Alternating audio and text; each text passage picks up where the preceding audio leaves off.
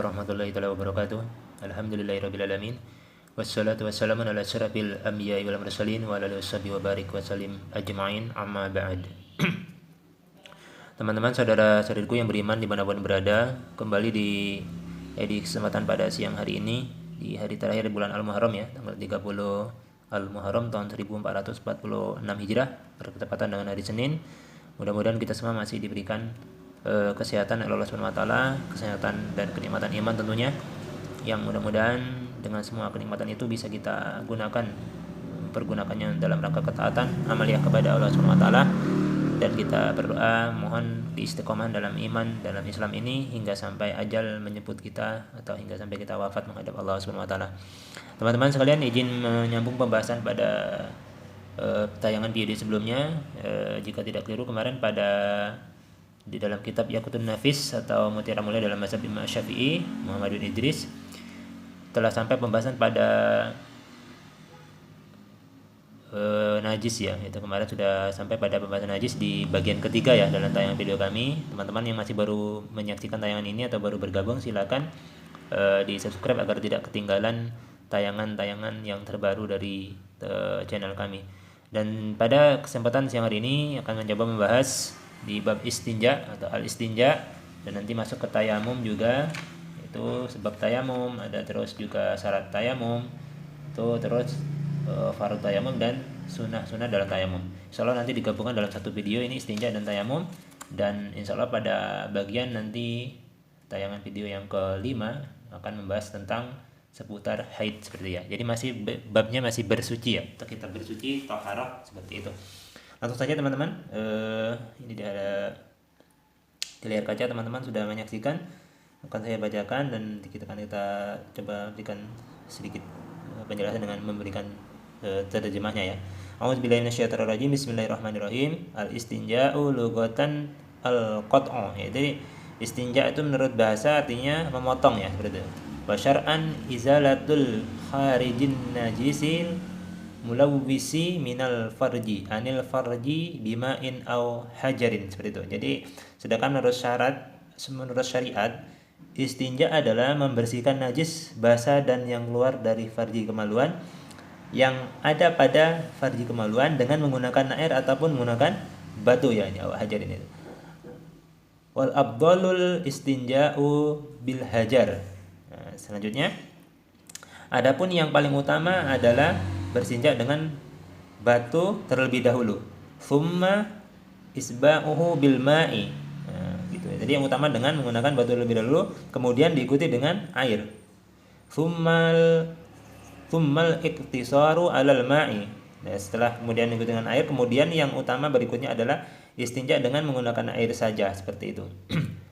Wa yajuzul iktisari 'alal hajari lakin bitis'ati syurutin. Itu disebutkan juga selanjutnya, yaitu istinja dengan menggunakan air saja lebih utama daripada beristinja dengan hanya menggunakan batu, seperti itu. Lakin bitis'ati syurutin alla yahiffal najisu. Itu syarat istinja dengan batu, boleh beristinja hanya dengan batu tetapi dengan 9 syarat, seperti itu ya. Wa alla yantakila wa alla yatra'u alaihi. Lanjut ke sini ya teman-teman, ke baris yang baru. Saya geser bentar. Sini disebutkan. Alla yujawizas sab'ata wal khosyafata wa an yakuna bisalasi masahatin wa ayyun kiyal mahalla wa an yakunal mamshuhu bihi tahiran wa an yakuna qali'an wa alla yakunu muhtaraman kama marrah, seperti itu. Jadi boleh berstinja dengan menggunakan batu tetapi dengan 9 syarat. Syarat yang pertama, najis belum kering sehingga bisa dibersihkan dengan batu. Syarat yang kedua, najis tidak berpindah ke tempat yang lain. Yang ketiga, najis tidak terkena benda najis lain atau benda suci lainnya. Tidak melewati area sofa atau lubang dubur ketika buang air besar dan hasyafa, kepala zakar. Maka jika najis keluar dari batas tempat keluarnya, ia harus berstinja menggunakan air. Hendaknya dengan 3 kali usapan, seperti itu ya. Disebutkan di sini bagian sini. ya, dengan 3 kali masahatin ya, mengusap ya, 3 kali usapan seperti itu. Selanjutnya yang keenam ya, hendaknya membersihkan tempat keluarnya najis hingga tidak tersisa najis sedikit pun, melainkan sisa najis yang hanya bisa dibersihkan dengan air. Yang ketujuh, batu atau benda yang digunakan untuk beristinja adalah benda yang suci ya. Yang kedelapan, benda yang digunakan untuk istinja dapat menyerap atau membersihkan najis seperti batu, tisu dan lain sebagainya. Bukan seperti kaca atau plastik karena tidak bisa mengangkat najis. Yang kesembilan atau yang terakhir, tidak menggunakan benda yang terhormat seperti yang telah dijelaskan. Terhormat seperti makanannya, misalnya roti, tulang ataupun buku seperti itu. Ini bagian yang terakhir ya, atau bagian yang ke-9 daripada syarat jika mau beristinja menggunakan batu. Selanjutnya kita masuk sebab tayamum. Itu tayamum di sini sebutkan at-tayammumu lughatan al-qasdu. Jadi tayamum itu secara bahasa artinya bermaksud. Wa syar'an secara syariat tayamum itu i'salut turabi ilal wajhi wal yadaini biniyatin mahsusatin. Yaitu jadi secara syariat tayamum itu adalah mengusapkan debu pada wajah dan kedua tangan dengan niat tertentu ya, dengan meniatkan untuk bertayamum seperti itu. Selanjutnya asbabu at-tayammum, itu selanjutnya sebab-sebab tayamum seperti itu. Ya, sebab-sebab diperbolehkannya tayamum. At-tayammumi sab'atun. Ya, sebab-sebab diperbolehkannya tayamum itu ada 7. Ya, sebagian ahli fikih menyusunnya dalam sebuah syair yang berbunyi nazamaha ba'duhum biqaulihi. Ya, jadi sebagian ahli fikih menyusunnya dalam bentuk syair yang berbunyi faqdun wa khaufun hajatun islalahu. Seperti itu. Tidak ada air, khawatir membutuhkan air, kehilangan air, sakit yang parah, menggunakan perban dan terluka. Dengan perincian sebagai berikut. Lanjutkan sebagian lembaran yang baru ya. Lanjutkan tadi ya, sakit yang menggunakan perban, itu kan. Terus terluka dengan perincian sebagai berikut.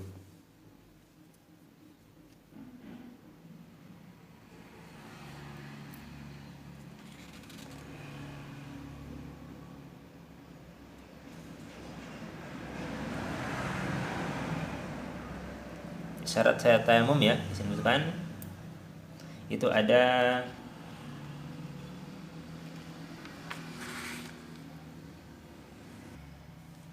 baik.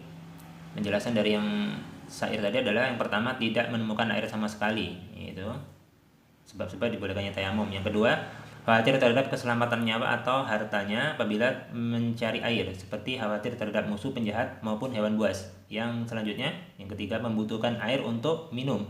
Yang keempat, kehilangan air.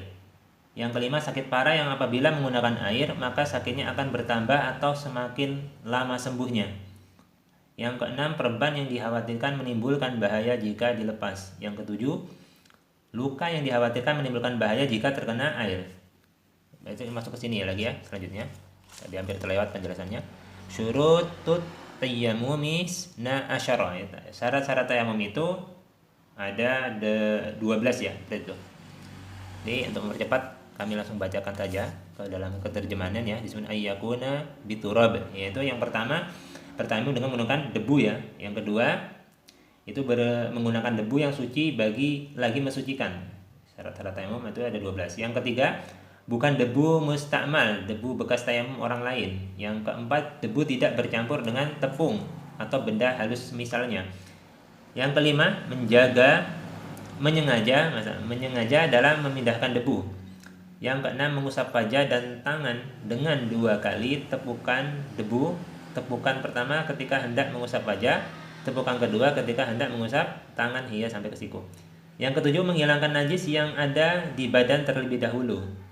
Yang kedelapan, berijtihad, berupaya menentukan arah kiblat. Jadi menghadap kiblat ya, bertayamum sama seperti kita berwudu kalau bisa, masih memungkinkan. Yang kesembilan, bertayamum setelah masuknya waktu sholat. Yang ke-10, bertayamum setiap kali sholat fardu. Tidak mendapatkan air atau tidak bisa menggunakan air, itu bagian yang ke-11. Yang ke-12 atau yang terakhir, tidak bermaksiat dalam perjalanannya. jika yang menjadi penyebab tayamumnya adalah tidak dapat menggunakan air dengan izin syar'i. Keterangan tidak dapat menggunakan air dengan izin syar'i contohnya bertayamum sebab masih butuh air untuk minum atau sebab ada luka yang tidak boleh terkena air. Dan jika bermaksiat dalam perjalanan, ia harus bertaubat lebih dahulu sebelum bertayamum. Seperti itu. Ini dalam mazhab Imam Syafi'i atau Muhammad bin Idris seperti itu.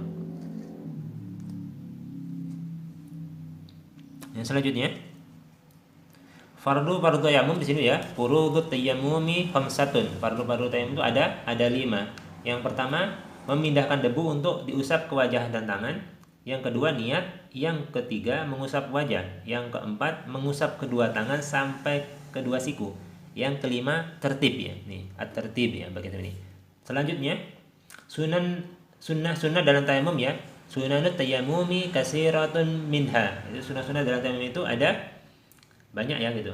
Sunnah tayamum itu ada banyak, di antaranya bersiwak ya. Sebenarnya ini as-siwaku di sini wa tasmiyatu. Setelahnya di sini ada membaca basmalah, menyebut nama Allah Subhanahu wa taala, mendahulukan tangan kanan dari tangan kiri. Muwalah, berkesinambungan, menipiskan debu dari kedua telapak tangan ya dengan menepuk-nepuknya. Ini kalau praktek bisa langsung dicontohkan. Dan melakukan sunnah wudhu yang mungkin dilakukan kecuali mengusap sebanyak 3 kali. Hal-hal yang dimakruhkan dalam tayamum, ke lembaran baru ya sebentar. Hal-hal selanjutnya yang dimakruhkan dalam tayamum nih, jika tidak keliru pembahasan berikutnya. Nah, nih. Share lagi sedikit. Makruhatut tayamumis nani ya, takrirul mashi wa taksirut turab. Itu hal-hal yang dimakruhkan dalam tayamum. Hal-hal yang dimakruhkan dalam tayamum itu ada 2, yaitu mengulang-ulang usapan dan memperbanyak debu ya, makruh ya. Hal-hal yang membatalkan tayamum selanjutnya, mubtilatut tayammumi kasiratun minha. Hal-hal yang membatalkan tayamum itu ada banyak, di antaranya adalah berhadas ya, al-hadasuni, wariddato atau wariddah kalau ini ya, murtad ya. Jadi kalau orang murtad dari Islam dia batal itu tayamumnya. Menduga adanya air ketika di luar sholat ya. Selanjutnya itu seperti ya, watawahumul ma'i ya, menduga ada air ketika ia di luar sholat. Mengetahui keberadaan air ya. Selanjutnya mampu membeli air. Hilangnya penyebab yang memperbolehkan seseorang untuk bertayamum. Yang selanjutnya, kecuali di dalam sholat wajib diulangi pada 3 pembatal terakhir. Selama tidak ada penghalang untuk menggunakan air tersebut dalam 4 perkara terakhir. Seperti itu. Inilah bagian terakhir daripada pembahasan tentang menjelaskan tentang bab tayamum ya.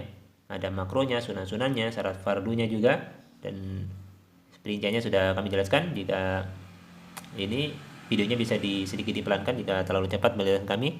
Silakan disimak baik-baik dari pembukaan mukadimah kitab Yaqutun Nafis bagian pertama, kedua, ketiga, dan ini video yang keempat ya insyaallah. Dan selanjutnya nanti masih kita bersuci tapi masuk pada bab pembahasan haid dan nifas ya. Ini ya ada ya, haid itu apa secara bahasa dan secara syariah tuh haid itu apa. Insyaallah akan kami sambungkan pembahasannya pada video yang kelima. Mudah-mudahan Allah berikan taufik dan kekuatan kepada kita semua dan menerima amalan kita sepanjang bulan Al-Muharram ini dan menjadikan kita benar-benar hamba Allah yang berhijrah, sepenuhnya meninggalkan perkara-perkara yang Allah larang dan berusaha menjaga diri dari perbuatan maksiat yang sengaja ataupun yang tidak disengaja secara kelemahan ataupun secara kelemahan imam sendiri. Afu minkum, assalamualaikum warahmatullahi wabarakatuh.